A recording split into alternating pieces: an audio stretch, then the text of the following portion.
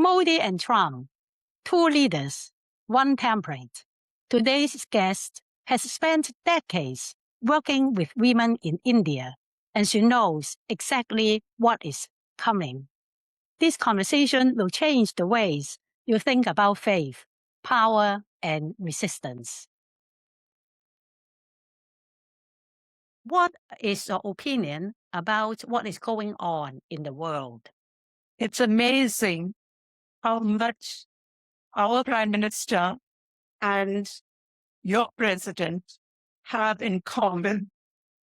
Many of us see a Trump-like character in Modi here. There's a white nationalist ideology, which is pushing the American president and his government into doing all kinds of terrible things. And here we have a Hindutva, so very Brahmin. So the similarities are uncanny. And imagine taking a country into war without any idea of what he's doing. He certainly doesn't know the history of Iran. And now, today, his press secretary has said something about he's got such a tender and caring heart. He's concerned about a group of Iranian women and is fighting for their freedom. And everyone is treating it as a joke. You talk about learning from the Hindu tradition, especially the idea of Shakti. What is Shakti? Shakti simply means power, in fact. But what is very interesting in the Hindu cosmology is this recognition of some female forces, which are very important. And that's what makes it so ironic that India is one of the patriarchal cultures in the world.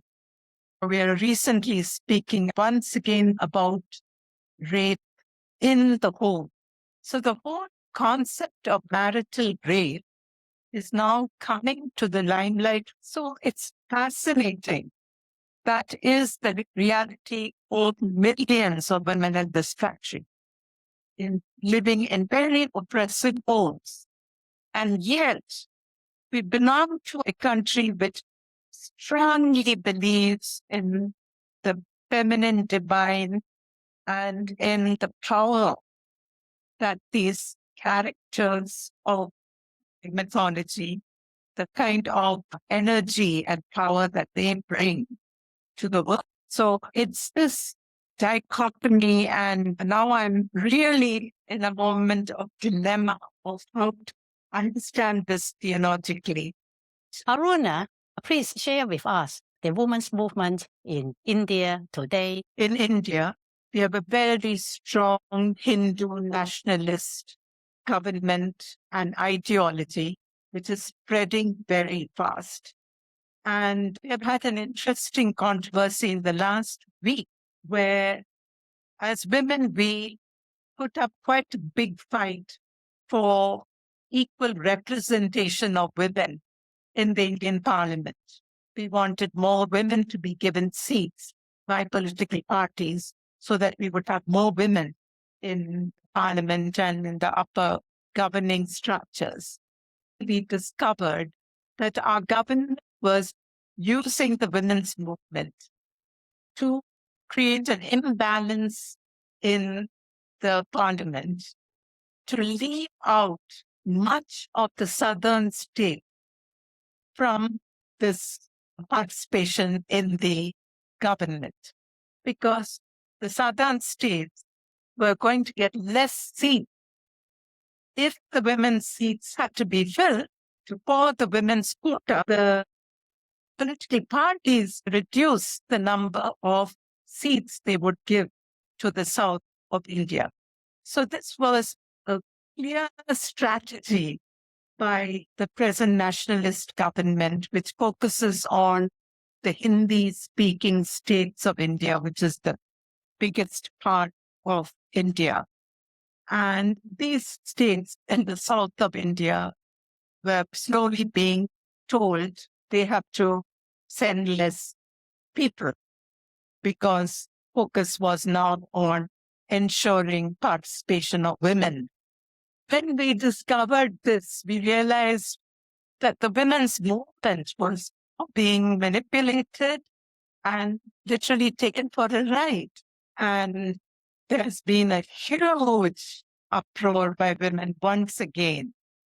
The political processes are being used against women and against people's rights to exist. The Muslims, particularly the minorities on the whole, are under threat.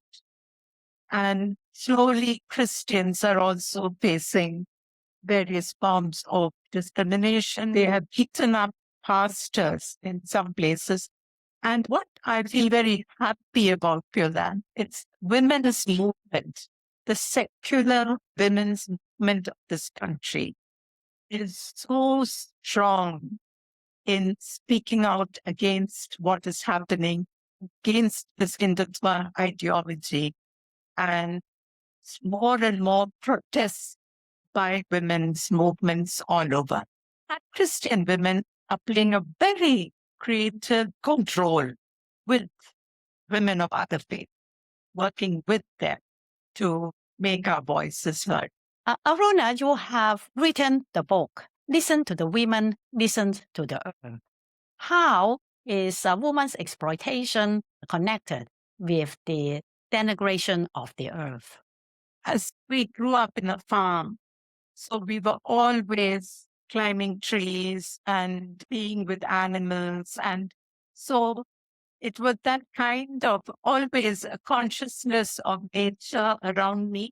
And then as I started reading more of Indian women's lives, and when I was going into the women's movement in India, I discovered that indigenous women in this country have been voicing an alternate paradigm for all of us. They have been talking so much about creation and without even putting it into theological lingo, but it was so much a part of not only Christian, all women, a consciousness of how much we need the earth and how much language like the earth, our mother, came very naturally to indigenous women. And I discovered this when I was traveling around the country and meeting with indigenous women where, it is not a sort of an artificial put on language. It just comes naturally to them. This recognizing the role that they play in the care for the earth. And that, as Vandana Shiva says, they are the producers of survival, indigenous women in India. And that influenced me strongly. And therefore, I recognize that there can be no feminist theology in India if it is not rooted in an eco-feminist vision for the earth. How do we live as theologians, as Christian women in a world like ours? I think with courage. That was the strongest point of my whole time, the World Council of Churches, and being able to work with women all over the world, is to recognize that as women of the world, nothing divides us. If we come together, we are strong. And I saw this, how it played out in even decisions of the World Council of Churches, where we organized as women and made demands or asked for change. I believe in the power of women. And I think women theologians have a special power because we also have the gospel, the best part of the gospel in our hands. And in fact, I'm trying to plead with the women here, the ecumenical women's networks, to link with women in the churches in the US. We are here and we see the conditions of what's going on there. And we want to share with you what's happening to our women here. So let's talk to each other, and just pleading with them that we try to build partnerships, because I believe that's the only hope. And tell us about your years working on the women's desk of the National Council of Churches in India. That was a very important part of my life. I was an activist as a student and in the college with secular movements, working with people who almost were tending towards a sort of a Marxist ideology. Though I myself was never very strongly pulled in an ideological way, but was very involved with this group of students, boys and girls together, and working with slum communities, getting water to people, and all sorts of activities like that.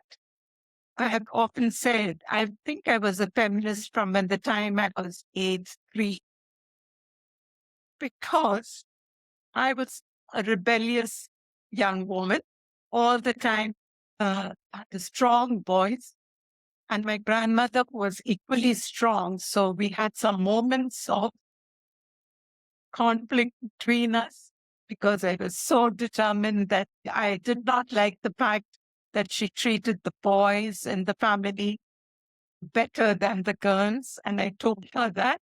So I grew up with that very strong awareness that something was wrong with women in this country, even though I grew up in a place where we were all equal in the eyes of my father and mother.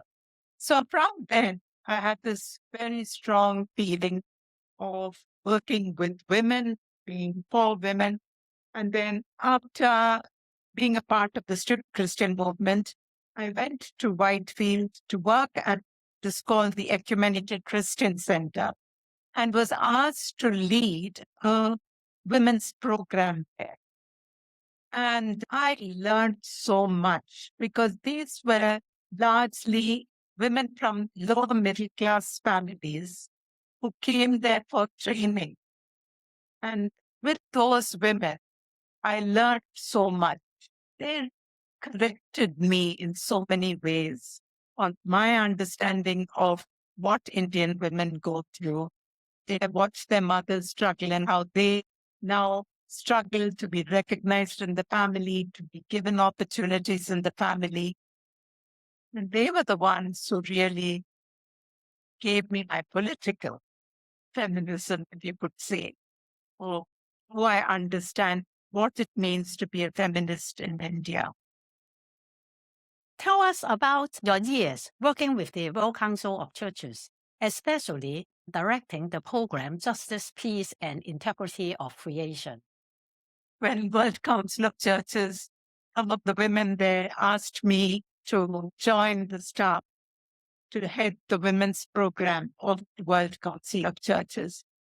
For about a year, I kept saying no. Could not believe that I was going to leave India and go and work somewhere else. I felt there's so much to be done here with women, and I was doing so many things with women. But it was my husband who one day very strongly told me, listen, if so many women are writing to you saying, come, they may have a point. So why don't you give yourself a chance? So it is push to me that encouraged me to go and work there. And it was the best years of my life. I traveled all over the world, worked with women, got to know so many facets of the lives of women. And then they asked me to take on the work of a newly formed team of staff on justice, peace, and the integrity of creation. So they were literally the staff related to the work on women, youth, racism, indigenous people's concerns. We had a team of about 10 of us when they shared what their work was they were going to do. It all influenced me so much. Can you share with us what brought you to Asian feminist theology? I grew up in a Christian family with a very devout grandmother who was one of the first women doctors in India. And she brought us up to read the Bible every day, to go to church every Sunday. And she had her own Sunday school in the afternoon. I have often said that she was my first theological teacher. The church became the center of our life to a large extent because of her. So we all grew up with that kind of a culture, in spite of the fact that my father, who was her eldest son, was quite against the church. He was an engineer and therefore he had a comfortable life. We all went through a good education in one of the mission schools. And later on, I went on to do my basic college degrees and a master's in English literature. When I was a student, I was very active in the student Christian movement. And then working in the World Council of Churches cemented some of that upbringing, because I believe in the basic message of Jesus Christ, that they may all be one. Thank you very much for sharing with us today. You raised a lot of questions for us to continue to struggle and to think about. Thank you. Thank you.